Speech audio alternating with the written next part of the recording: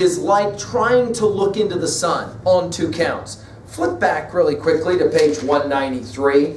The key line is at the very bottom of page 193. Read it with me really fast. Truth, Sakar reflected, required as much strength to give as to receive.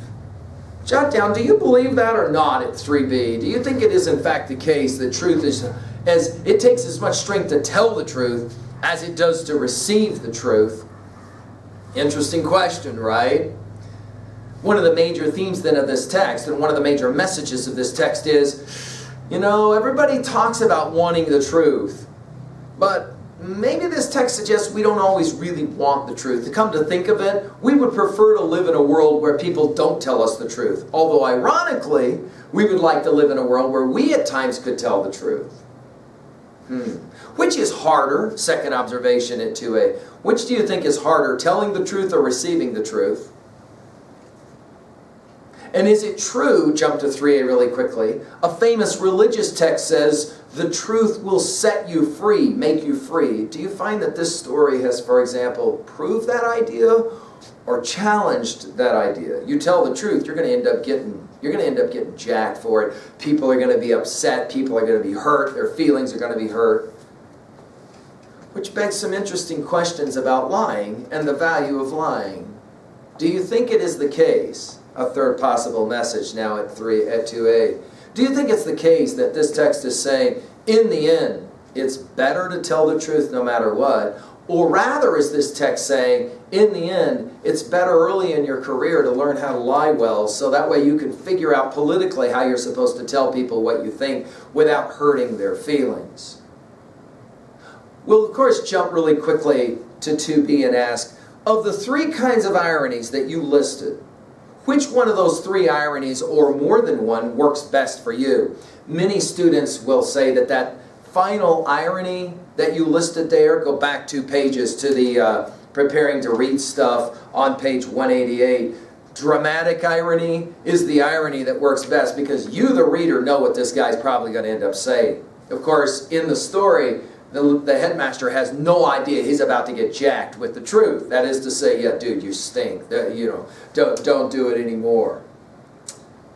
3a, what is the text for you that most corresponds to a title like this in regards to truth-telling? I already mentioned the film Liar, Liar. It's a film Jim Carrey made, the great humorist, where he's a lawyer. And the assumption is that all lawyers lie. And yet, through a series of strange events, this lawyer has to spend 1 full day professionally, privately, always telling the truth. He cannot lie. So, for example, questions get asked to him, and instead of normally what he would do, which is to say prevaricate or lie, when he opens his mouth, he has to tell the truth. Imagine it. A lawyer who has to tell the truth. Now, what's ironic about that? Is there some assumption that lawyers always are gifted liars and that's what makes them such great lawyers, is their capacity to lie?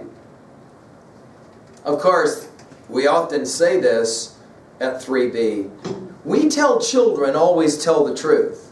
And yet by the time you're a sophomore in high school, it's already become clear to you that in your life, being a good liar is often really important to your survival. If that's the case, then why is it that we always tell children, always tell the truth? You could easily, at 3b right now, write down a moment, the last time you can remember, when you told a what we call little white lie. For example, I'm the bus driver, and the little poor girl steps onto the bus, and she says, "Doesn't my dress look pretty?" And the dress is all torn up and horrific. It isn't pretty at all. Does the bus driver say to the little girl, "No, come to think of it, your dress is hideous"? Or does the bus driver say to the little girl, what we would hope the bus driver would say to the little girl, "You know what, your dress is beautiful"? Knowing that you can have multiple meanings of beauty, even though the young girl herself maybe does think that the dress itself is beautiful. That is to say, you don't always have to tell the truth. Or do you? Which is better, to always tell the truth or to not tell the truth? You are living in Nazi Germany. It's an interesting thought experiment. You are living in Nazi Germany. You have Jews who are being hidden in your attic, and the SS comes to your front door and says, "Do you have Jews on this premises? We are going to take them and kill them if you do have Jews on this premises." Question.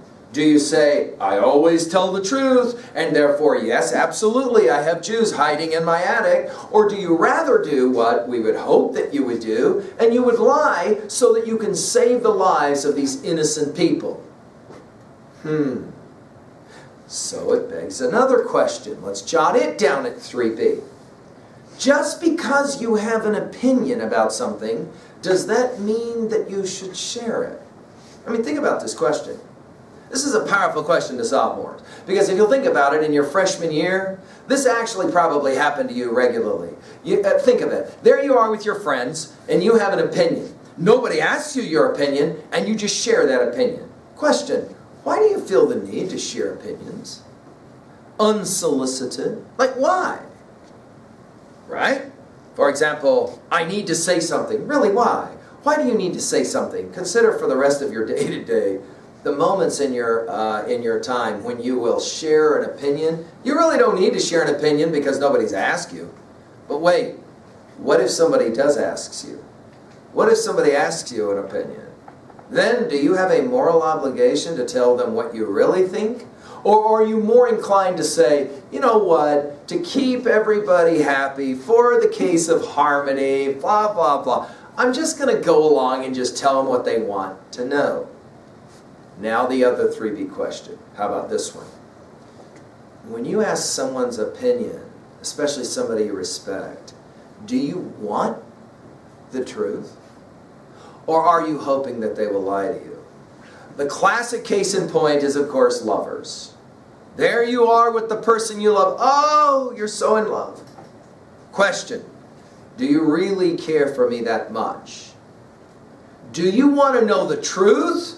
Or do you want an answer? That is a very interesting question.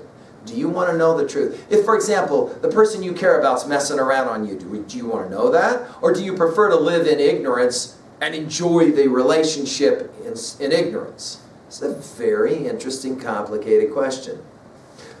Well, there you go, an introduction. Of course, we can have interesting debates about whether truth-telling for one day at Worland High School would be a liberating experience or would lead to serious political chaos. Of course, teachers always tell the truth, right? Oh yeah, that's called irony. Thank you.